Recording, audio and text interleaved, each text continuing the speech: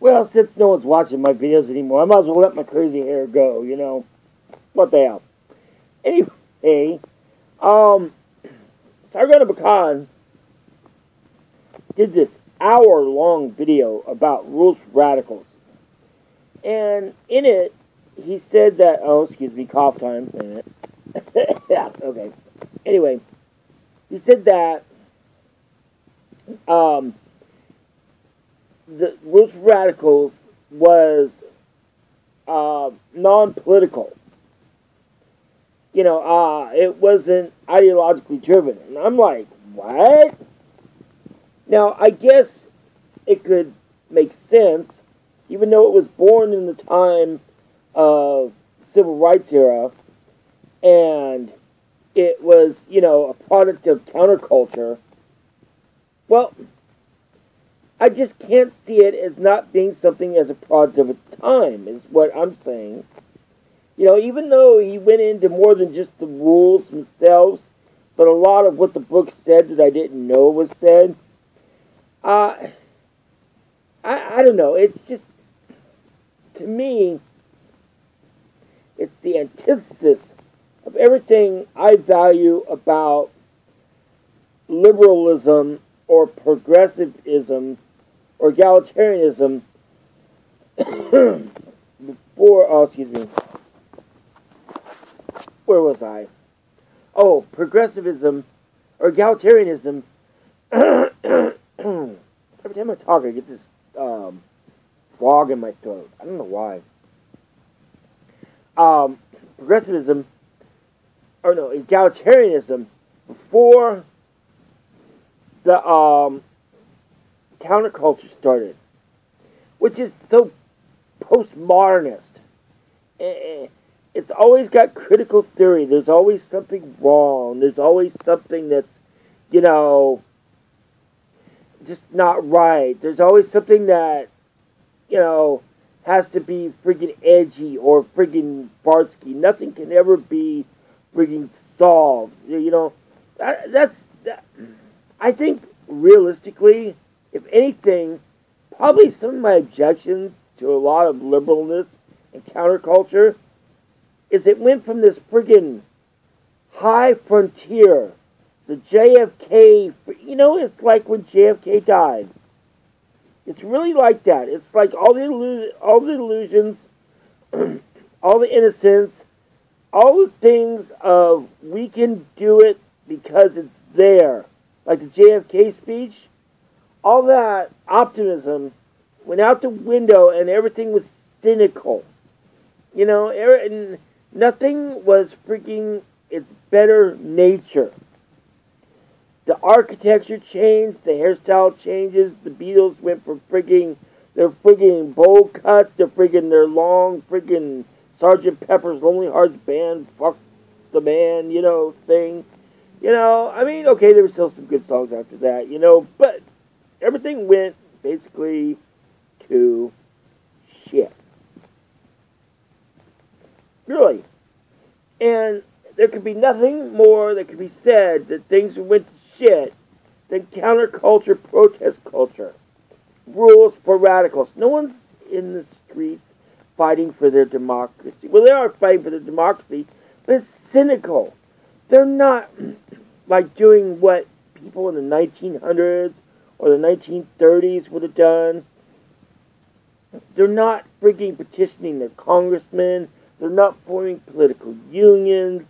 They're not forming voting consensuses. They're not a part of the system. They're a part of the problem. That's supposed to be a solution for the system with no freaking answer in themselves. Like Bush said, and I'll give a lot of things. I've come to be more negative about Bush in retrospect. But one damn thing he always said, and the little things he said that I agree with, it's like, what's your solution? And damn it, what is your solution? Friggin' we had the New Deal, we needed the next deal. Not the friggin' 60s spiel. Now, one thing I agree with about rules for radicals, and why I'm not a economic conservative, besides being poor and, needing a hand, if I thought there was a job in it and I could sustain myself in a job, hey, I wouldn't mind being a little good Ferengi and working myself to death. Fair, fine, great. If I wasn't a chump for the system, hey, wonderful. Survive on your means, I think I could get out there and do something, maybe. Even though I've got bad health now, and I've had health problems, and almost didn't make it, and living on borrowed time, probably, not to get into the weight issue, should lose some fucking weight, duh! It's just not worth it. The poverty trap is there. Completely enabled, completely friggin',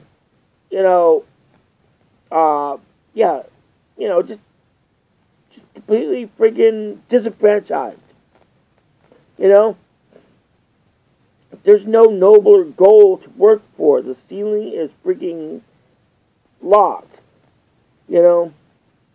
So, and it's all from this rules for radical shit. I get out there and protest. Oh, I'm so upset. Oh, I'm so upset. Things aren't going my way. Wah. Victim culture. Doesn't mean I want my food stamps cut. Wouldn't mean I wouldn't like to get freaking some disability going here because I freaking almost died. Excuse me. Guess I should watch my diet and actually try to do something, but I can't. There's no way I can get to the hurdle. I'm too old. I'm too ill. Even though I should check my diet because I'm going to die young, I'm too fat. Frankly, I just want my burrito. I want my Kool-Aid, and I want to be sleeping in the gutter. That's mainly the freaking main concern right now. And yes, I want my internet because somehow sitting alone in the house at night, getting burglared every once in a week isn't my idea of good company. Maybe I want to friggin' talk to someone. So yeah, but protest is a cottage industry now, and it was always a joke to begin with because it took the place of real democratic consensus. Now, the only reason I can forgive Rules for Radicals and that guy who wrote it, Saul Alsky or whatever, is that we saw what happened with economic conservatism or deregulation that was left unchecked. In the 1950s, you had the freaking Chicago friggin' meatpacking industry, i.e. hell.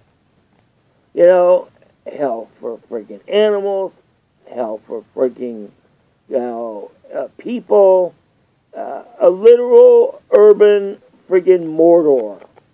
I've heard horror stories of nothing but railroad. They shipped the fucking pigs in from the fucking goddamn horrid 1950s friggin', industrialized farms. They shove these fucking pigs in, and then they fucking ship them off to these fucking 10-mile area that's nothing but a fucking slaughterhouse. Who would want to work in that hell? Who would want to friggin' deal with that? Trains, pigs, death. It's fucking Mordor. And if I saw that, I would think there would be a few friggin' needs for radicals.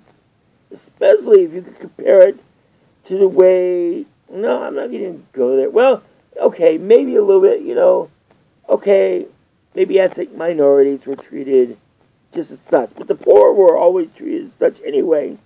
So it's a misnomer to say, oh, well, it was because they were blacks or people of color or Latinos or immigrants that were treated like the pigs that were being shipped into slaughter too. No, it's not true. It is kind of true because, well, people who were different got the lower rungs of it, the people who could freaking socially network because they were like-skinned or like-cultured, which everyone should be unicultured, but mostly it was identification with, the known. if you took a chance on the unknown, then, well, the pit of friggin' poverty. I'm not even call it the cycle of poverty. Just call it what it is, the fucking poverty pit. The fucking poverty pit, picked up a lot of friggin' people of color because they were disenfranchised. And true, without, well, I don't want to say without friggin', without the civil rights era, they were racially disenfranchised. But, because of really what was happening was class disenfranchisement, they were. I mean, it was, some of it was just racism because of classism. You take the classism, racism is real. Okay, I even have to admit that. I see stories about friggin' blacks getting shot, and half the time I'm like, oh well. But then half the time I'm like, well, geez, then what they're not saying is that could be anyone. And it was in the 50s, it was just common, Everyone, just like now, can be friggin', we're a slave to the grind, We're all wage slaves in the friggin' cage. We're pigs with wings. Everyone's built the wall. What do they call that old song? The Turning Away? Anyway, yabba, yabba, yabba, yabba, yabba. The point is, though, is that, okay, race things happened, but they were really class issues.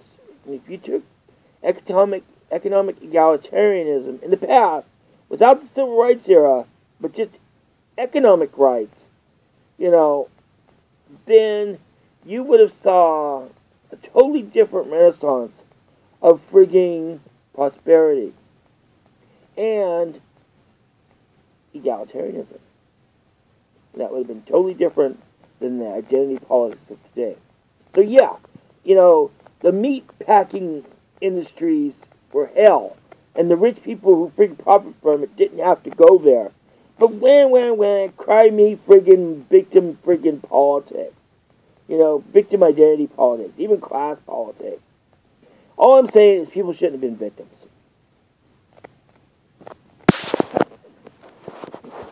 Yeah. Groovy.